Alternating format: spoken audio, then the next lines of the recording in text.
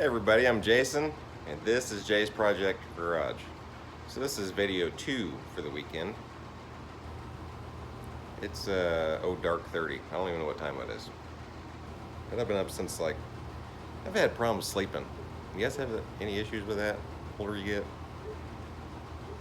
I think I woke up at like 4:45 or something this morning. Couldn't get back to sleep. Been up ever since. Weird. As tired as I am, you'd think I'd go right to sleep all night, and have a hard time getting up in the morning, but I don't. I got an internal alarm clock. Even if I did sleep in, it'd be like 6:30, maybe 7. Hate it. So in this video, we're gonna be working on the 5-liter. We're gonna finish getting the harmonic balancer off. Semantics. On Fords, it is a balancer. We're gonna get the harmonic balancer off. We're gonna get the front cover off, timing chain.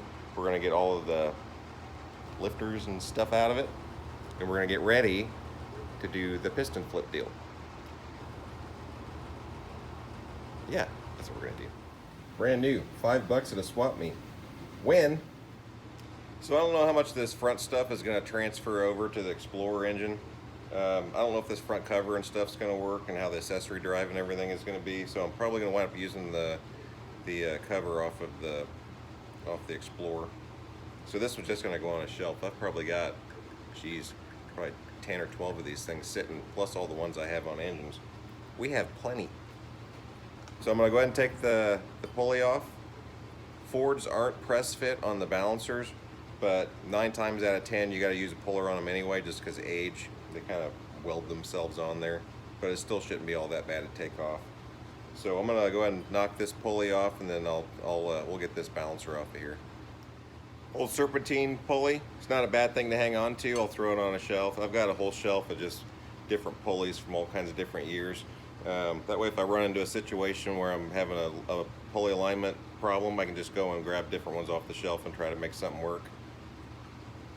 Something else. This balancer isn't going to work in an HO application like from a Mustang or something, because they just had a single serpentine belt.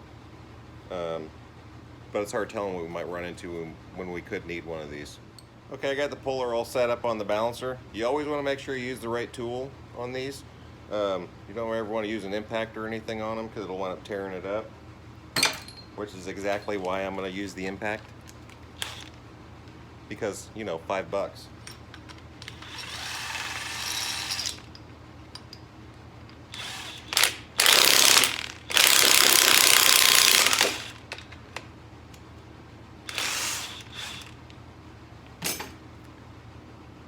And when something goes wrong, you got it on video to show everybody.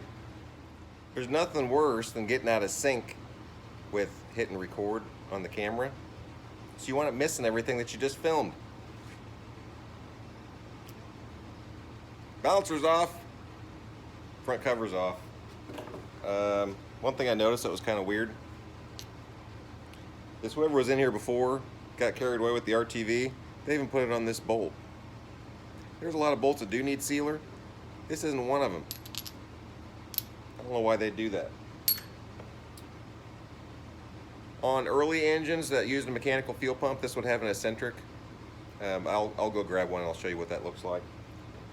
The fuel injected engines would have an oil slinger. I'll bring you in closer and show it to you. But basically what this does is it keeps oil moving around and keeps the chain lubricated. It does the job that the eccentric would have, just kind of slinging oil around. But I'll go grab an eccentric and show you what it looks like, and then I'll show you this. Okay, here's what the oil slinger looks like. Now a lot of these things would have a plate that sits in here. It kind of curves out. Not all of them have had them. I don't know if it's just because the ones that I've had apart, that have been apart before, or what, but what that plate does, it kind of keeps some of the oil away from the seal. It lets some get through, so it lubricates it, but it keeps a lot of it away, so it helps eliminate some of the front seal leak problems. This is what an eccentric would look like that would drive the fuel pump. It's kind of like a cam lobe. It sits off center, and it pushes down on the arm that's on the fuel pump. But somebody's been in here before. This thing's got a double roller chain. It's got a bunch of slack in it. No idea what brand it is. Probably just something from some parts store. But we're gonna be replacing all that stuff anyway. Now I don't know if you guys can tell what kind of snacks we like at my house. I hang on to these. I use them for, well, like the Link Bar lifters I got out earlier. I had them, that's actually in a butter pretzel braid container. It works great. And these rockers and fulcrums and lifters and dog bones and that kind of stuff will go in this one. I don't know if I'll reuse these lifters. I'll go through and I'll feel them and I'll check them out. I've seen engines with obscene miles on them that still have the original roller lifters in them and they're still doing fine. So if these things are good, and I have several sets, so I can make a full good set out of what I got. Or just like I said in the last video, you can buy a brand new set for like 140 bucks. So I don't know. Kind of depends on whether I want a chance to save the money or not. We're gonna go ahead and get the lifters and stuff out of this and get them put away. And get the rockers and everything put in our other container. And then we'll be ready to pull the camshaft and stuff out. You can see what I was talking about with the lifters. When this thing's at max lift, let me see if I can find one that's all the way up. This one. You can see how high that lifter is up in the bore. If it goes a whole lot higher than that, then that flat part of the lifter is actually going to hit the dog bone. This is just a stock lift camshaft. So if you go a whole lot bigger than that, those dog bones will start moving around. And that's a noise that a lot of guys hear that they misdiagnose as being rockers and all kinds of stuff. Okay, I got all the lifters pulled out of it. Our lightly salted whole cashew lifters. I'm gonna go ahead and pull the bolt off the, I'm having a hard time talking. I'll go ahead and pull the bolt out of the top sprocket. Get the eccentric and everything off there. I'll probably put the eccentric in the same tub with the lifters and the bolt. This chain's just getting trashed. And then I'll show you what's behind it. Oh, right in the oil pan.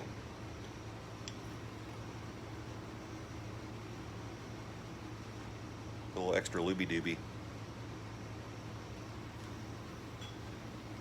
We'll deal with that mess later.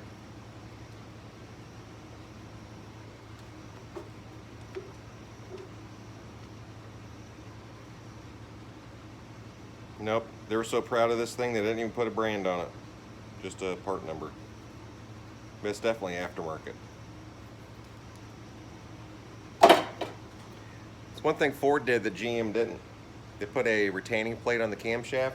Once the sprocket is bolted to it, the cam can't move back and forth. GM just used the taper on the lobes of the camshaft to kind of guide where the camshaft was going to be. That's why when you run a roller, you have to use a thrust button to keep the cam from moving back and forth. It pushes against the back side of the timing cover. I just shook you guys. One important thing, this plate that retains the camshaft is directional. It'll tell you right on the back bottom, but basically this tab right here that's got the groove cut in it, it's going to line up with that oil port right there. And what that does, it directs pressurized oil between the camshaft and this plate.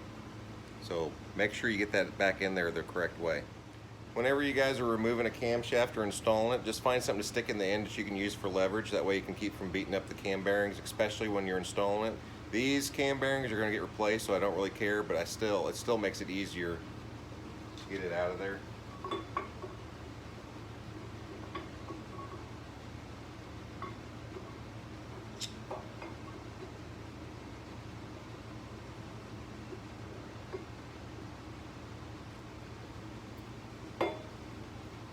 There is a non-HO roller camshaft for a 5-liter. It's gonna go on the scrap bin. Okay, so I've been working on the 69 while I've been messing around with this, trying to make a video of the amazing quality of my normal ones. I'm tired. I don't know what time it is, but I'm gonna keep plugging away on the 69. I'm gonna get all this junk stuff that we're not gonna use thrown on the scrap pile. These E6 heads, I have multiple sets and I don't need these, so they're probably gonna be going to junk. Like I said in the last video, we're probably gonna be taking the E7 heads off of the 351 because they're in great shape. I'll get a valve job done on them, and we'll swap them out for, I don't know if they'll be new springs, but we'll test the springs that come out of whatever Explorer engine we wind up with. We'll probably put those on the E7s, and not a race car. Not going for maximum horsepower or anything crazy, just something that's good and dependable for my daughter.